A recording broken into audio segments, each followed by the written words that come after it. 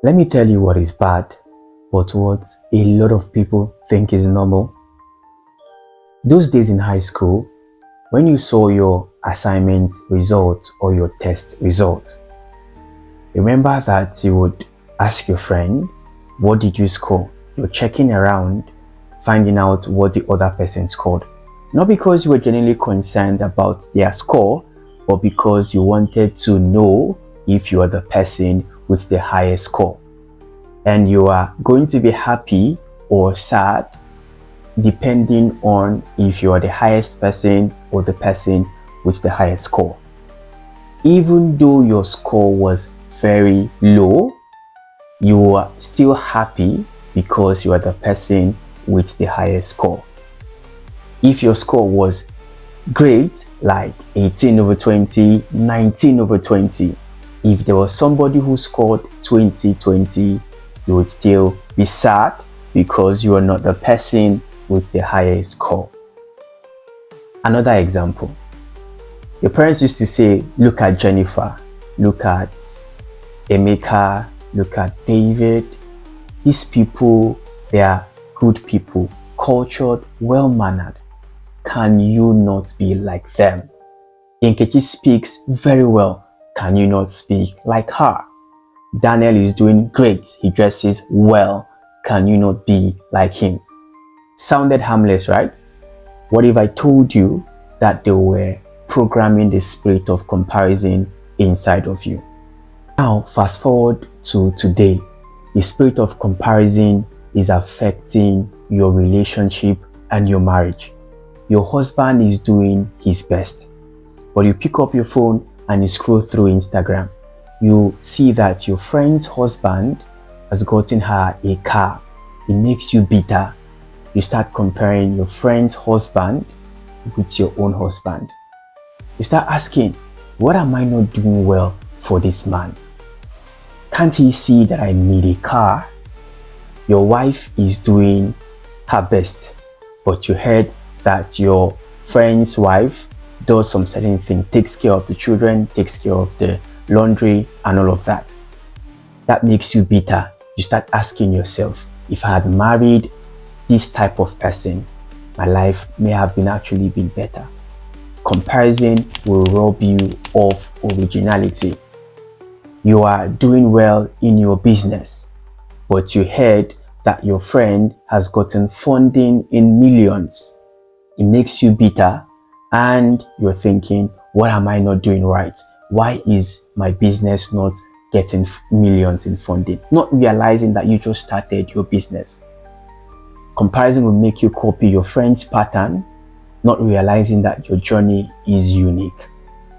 Comparison would rob you of your peace, rob you of gratitude.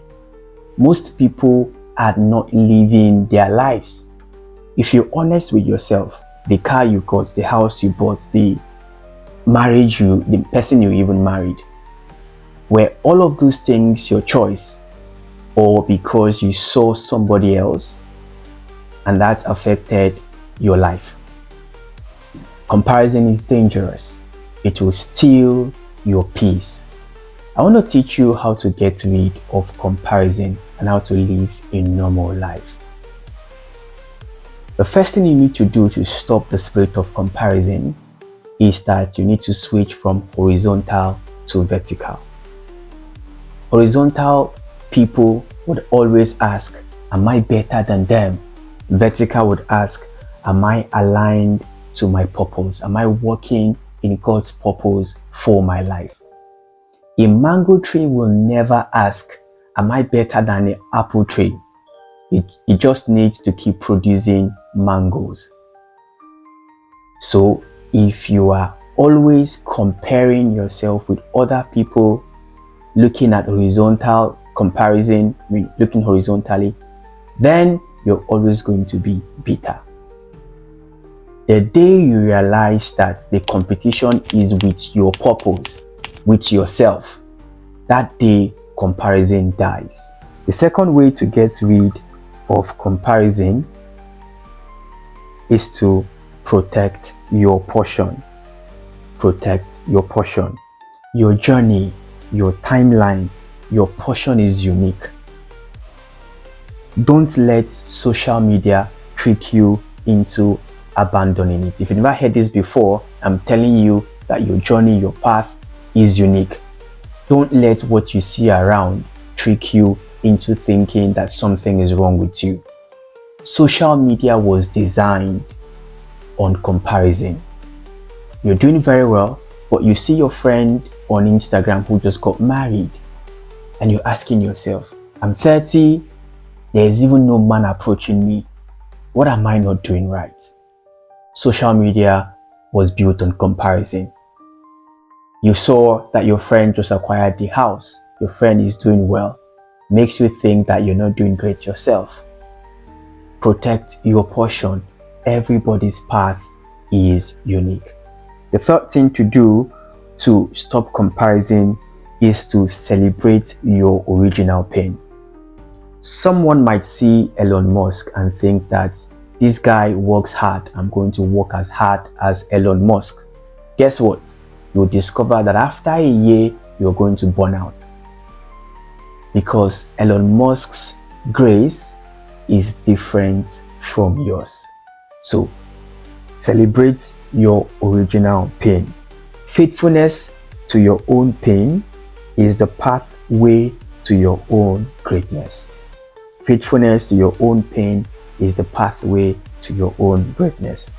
And finally, restore honor in relationships.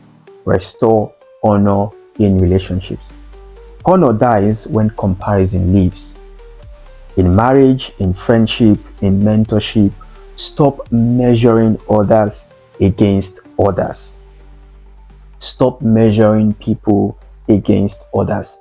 Celebrate them as originals and not copy. Whenever you see your friend, stop being interested in what they've been able to acquire and achieve.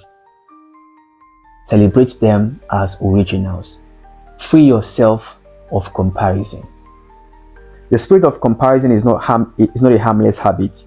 It is a cultural virus that turns blessings into burdens, partners into contestants, and life into a race without finish line. You're constantly going to be seeing somebody who does better, who is doing better than you. So when are you going to get rid of that constant comparison? There's somebody who's going to be better than you.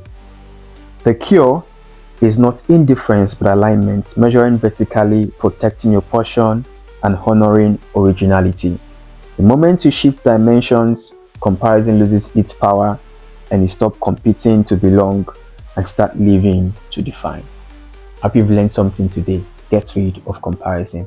My name is Samuel and I'll see you on the next one.